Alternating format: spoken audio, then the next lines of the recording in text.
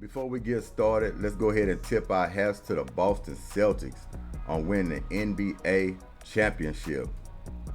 So, what are my thoughts on the hiring of J.J. Redick to the Los Angeles Lakers as a head coach?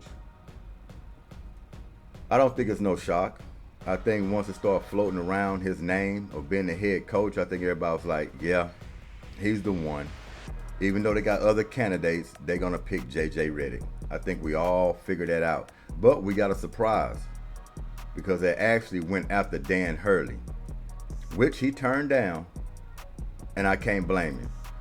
I don't see how anybody would want to be a head coach of the Los Angeles Lakers on what they got going on right now. Their history has shown they do not hang on the coaches, not even players. That is a sideshow job. You're just going to be a figurehead there for 1 or 2 seasons if you make the whole season, because they've been history known to let you go at the beginning of the season, middle of the season, close to the end of the season. You never finish out your term on your contract that you signed for the Los Angeles Lakers.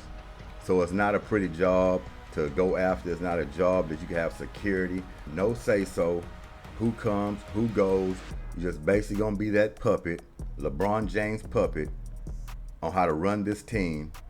And if you go a different way, players don't like it, especially LBJ, you're going to be on your way out.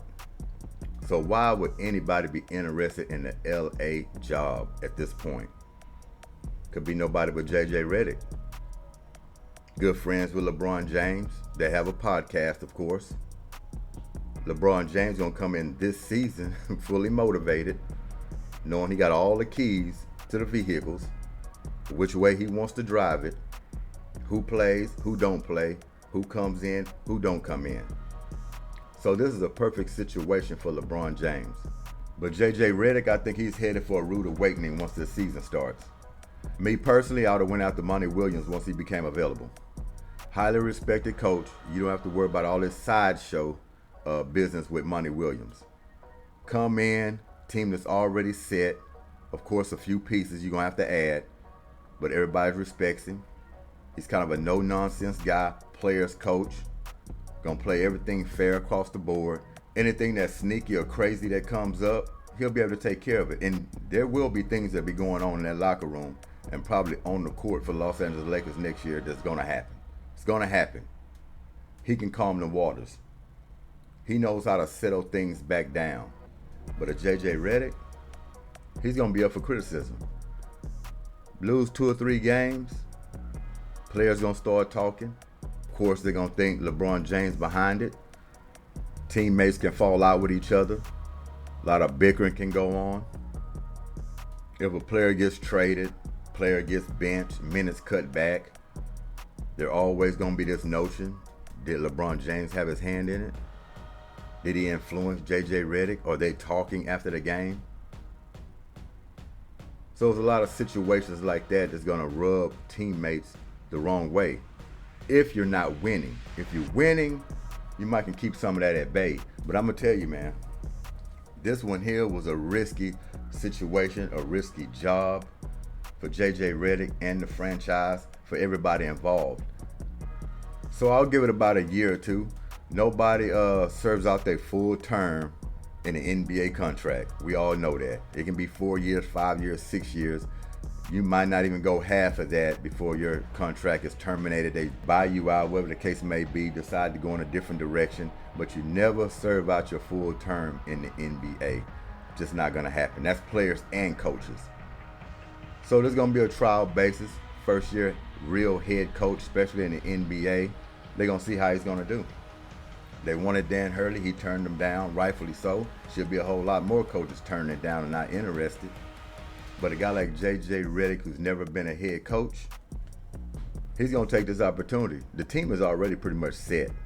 He's walking into a situation where he already has his star players. He has his role players. Now, they're going to have to add some pieces.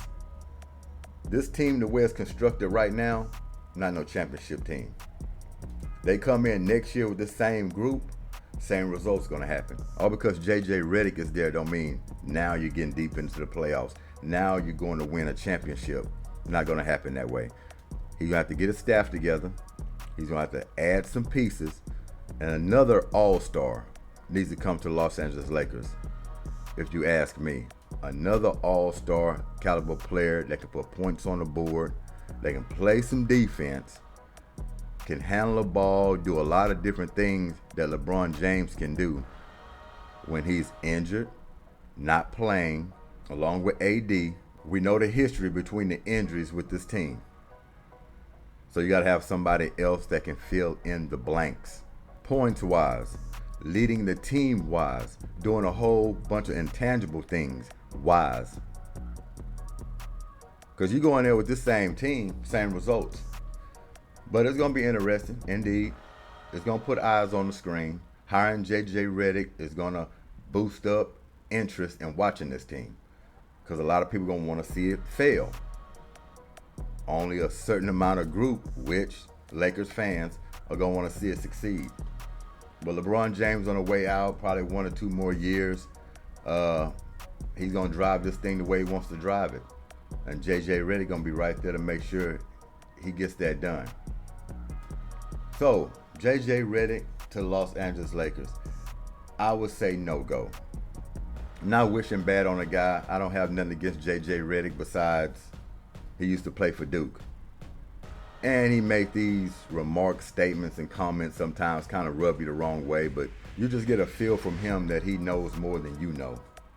Like, you need to get all the answers from him. He's got them. He just comes off that way, so he's real easy to dislike. But like I said, I don't have nothing against the guy besides those little 2 things. Used to play for Duke. Thinks he knows everything. Rubs you the wrong way here and there with his statements and remarks. But I can get past all of that. But other than that, we'll see what he does.